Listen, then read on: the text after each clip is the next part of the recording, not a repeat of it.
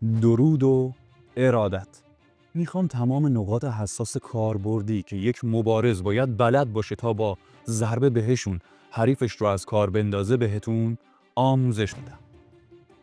آموزش خیلی مهمیه، حتما تا انتهای آموزش با دقت همراه من باشید و یک بار به صورت اصولی برای همیشه نقاط حساس مناسب رو یاد بگیرید که هر ضربه‌ای که میزنید کاربردی باشه. نقاط حساسی که بهتون آموزش میدم در ادامه مناسب تمامی سبک هاست و توی هر سبکی که مبارزه بکنید میتونید ازشون استفاده کنید. میریم سراغ آموزش. نقاط حساس رو از قسمت بالای بدن شروع میکنیم تا برسیم به قسمت پایین بدن. نقطه حساس اول قسمت فک هست. هم از بغل میتونیم بهش ضربه بزنیم، هم از روبرو. اگر از بغل خواستیم بزنیم 2 الی 3 انگشت از قسمت جلوی فک باید بریم داخل، اینجا رو بزنیم. برای ضربه‌های مواشیسوکی یا ضربه هوک توی حالا رشته‌های مختلف. حالا ضربه دست به سر توی کیوکوشین خطاست، اما رشته‌های دیگه که ضربه دست به سر آزاده میتونن استفاده کنن. برای قسمت جلو هم حالا ضربه مشت مستقیم ساده میشه، ضربه اوورهند هم میشه از بالا بشینه توی این نقطه. خب اگر فک باز باشه، توی نفس کشیدن حریف باشه، آسیب بیشتری ایجاد میکنه و تخریبش بیشتره. ضربه به قسمت فک طوفان عصبی ایجاد میکنه توی مغز، چون مغز سریع حرکت میکنه، تا ضربه میخوره سریع حرکت میکنه و این حرکت سریع سر باعث میشه که مغز به دیوارهای جمجمه اصابت کنه و یک طوفان عصبی ایجاد بشه که این اتفاق به همراه خودش از دست دادن کنترل حریف رو برای ما داره. بیهوش شدنش و کلا به هم ریختگیش، حتی اگر از کار نیفته دیگه مثل قبل اون هوشیاری ذهنی رو نداره. باز شما ضربه‌های دیگه‌تون رو راحت‌تر میتونید بزنید. خب قسمت بینی هم حساسه، اما توی بعضی از رشته‌ها اون حالا کلاهی که دارن باعث میشه شما نتونید به این نقطه ضربه بزنید. اگر توی رشته‌تون کلاه نداشتید و آزاد بود به این قسمت ضربه بزنید، ضربتون به راحتی اصابت میکرد. به قسمت بینی هم میتونید ضربه بزنید و بسیار حساسه. نقطه حساس بعدی از قسمت سیبک گلو 3 الی 4 انگشت بیاید به سمت طرفین از هر دو طرف، یا از انحنای فک 3 انگشت بیاید پایین. انحنای فک زیر گوش 3 انگشت بیاید پایین اینجا. حالا توی بعضی از رشته‌ها ضربه به این نقطه خطا نیست، توی بعضی از رشته‌ها خطاست. باید از مربیتون بپرسید، از حالا اون کسی که مسئول برگزاری مسابقات هست بپرسید. ضربه درست به این نقطه مثل زدن دکمه خاموش بدن میمونه. فقط کافیه که ضربه به درستی به خوبی بشینه، حالا چه با دست چه با پا. خب این قسمت گردن، کلا همه قسمت‌های گردن دیگه، حالا به خصوص این نقطه که بهتون الان دارم آموزش میدم، بسیار به خاطر شریان‌ها، عصب‌ها و فیزیولوژی گردن حساس و دردناکه. اینقدر دلیل داره برای اینکه این ضربه شما دردناکه به این نقطه که اگر بخوام توضیح بدم خیلی طولانی میشه. خب نقطهش رو که بهتون گفتم، خواستید برای این نقطه تمرین بکنید دیگه، باید توی همون راستاش ضربه‌های دقیق بزنید، ضربه‌هایی با سیکن بزنید، ضربه‌های با ساقتون رو اجرا بکنید، با روی پاتون رو اجرا بکنید که توی بدنتون جا بیفته و اگر توی سبکتون مجاز بود استفاده کنید. نقاط اساس بیشتری روی گردن وجود داره، مثل سیبک و حالا چند نقطه دیگه که ضربه به اینها میتونه تخریب‌های زیادی ایجاد بکنه و ما دیگه حالا ازشون میگذریم و توی مسابقه هم خطا هستند اکثرا. خب نقطه حساس بعدی قسمت جناق سینه است. 2 الی 3 انگشت از گودی گردن پایین‌تر. کل جناق حساسه، اما اینجایی که بهتون میگم زاویه استرنال هست. با هر ضربه‌ای که توی سبکتون مجازه میتونید این نقطه رو بزنید.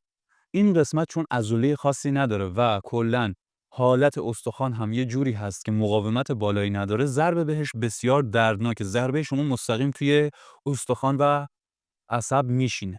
خب ضربه به قسمت جناق هم میتونه باعث شکستگی جناق بشه که کلاً حریف از کار میفته، که حالا باید ضربتون خیلی دقیق و محکم زده بشه.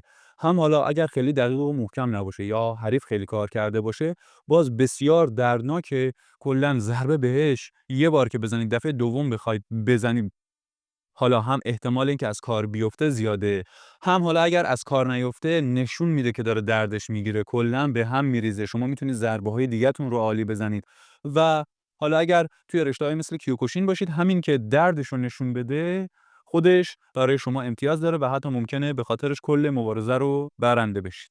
میریم سراغ نقطه حساس بعدی، شبکه بازویی، جایی که سرشونه به قسمت بالای سینه متصل میشه. اینجا کلی عصب اینجا هست که با ضربه بهشون میتونید درد زیادی رو به حریف بدید، دست حریف رو از کار بندازید، استایلش رو به هم بریزید و ضربه‌های بعدیتون رو به خصوص به قسمت سر خیلی بهتر بزنید. خب قسمت میان تنه رو بهتون میگم، بعد میریم سراغ دست‌ها. خب گودی زیر سینه 3 الی 4 انگشت پایین‌تر، جایی که جناق سینه تموم میشه 3 الی 4 انگشت پایین‌تر، اینجا قسمت دیافراگم. ضربه به این نقطه بسیار دردناکه و میتونه نفس مهاجم رو به هم بریزه، کلاً اجزای داخلیش رو به هم بریزه و فشار زیادی به حریف میاد. دلیل‌های زیادی میشه براش آورد که چرا ضربه بهش دردناکه، که دیگه حالا ما نمیخوایم آموزش خیلی طولانی بشه. بسیار دردناکه، ضربه بزنید بهش کلاً به هم میریزه. حالا این نقطه به نسبت نقطه‌های دیگه یه خورده اه، سطح، حالا بخوایم حساسیت رو بگیم، پایین‌تره، چون مبارزها روی تقویت این قسمت کار میکنن، به خصوص توی رشته‌های مثل کیوکوشین. ولی خب باز به نسبت جاهای دیگه‌ای که بخواید بزنید که مثلا مثل پایین شکم حساس‌تره و خیلی کاربردی‌تره. حالا همینجا که آبگاه هست، میایم به سمت چپ خودمون، میشه سمت راست بدن حریف. اینجا ما باید با دست چپ بزنیم یا با پای چپ بزنیم دیگه. حالا یا اگر ضربه باشه که دیگه بشه با دست و پای راست هم زد. خب میایم کنار تا روی زاویه های دنده. زاویه میشه کجا؟ جایی که هلال میشه دنده، به این شکل. روی اون زاویه گردش دنده اینجا، راست همون. این طرفو بزنیم کبده، بسیار حساسه و ضربه درست بهش میتونه کامل حریف رو از کار بندازه، که توی مجازی میتونه توی فیلم‌های مسابقه ناک اوتی های زیادی رو ببینید با ضربه به این نقطه. خب حالا میایم پایین‌تر، ببینید این استخوان لگن هست، یک کف دست بالاتر، این قسمت نرمی هیچی، یکم بالاتر که دنده شروع میشه، دنده 11 و 12، دنده های شناور، دنده های آزاد. ضربه به این نقطه ها بسیار دردناکه. دنده ها یک طرفشون به جایی متصل نیست و ضربه بهشون باعث میشه که توی اجزای داخلی بدن بشینن و بسیار دردناک باشن، که حتی حرفه‌ای ترین مبارزها هم از این نقطه ضعف دارن، چون ضعف فیزیولوژیه و یه چیزیه که خیلی سخت میشه تقویتش کرد. بریم سراغ نقطه حساس بعدی، دست‌ها. 3 الی 4 انگشت داخل بازو از آرنج بالاتر، اینجا جاییه که عصب مدیان و اولنار میان رد میشن و اینجا عضله خاصی نداره که ازشون محافظت بکنه. ضربه به این نقطه بسیار دردناکه. حریف جلوی ما گارد گرفته، یه لحظه این نقطه رو میزنیم، فکر میکنه میخوایم بدنش رو بزنیم، میزنیم، یا دستش رو بکشیم میزنیم.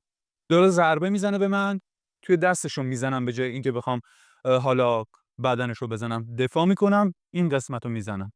حالا این نقطه بسیار حساسه، اینجا عصب اولنار ادامه پیدا میکنه، میاد توی تیغه دست. وقتی حریف جلوی ما گارد میگیره میسته، عصب اولنار اینجا توی اوج حساسیت خودشه. ضربه به این نقطه هم بسیار دردناکه برای حریفایی که خیلی گارد محکمی میگیرن و نمیذارن به بدنشون ضربه بزنید. با ضربه به این نقطه ها میتونید درد زیادی رو بهشون بدید، گاردشون رو به هم بریزید، از کار بندازیدشون.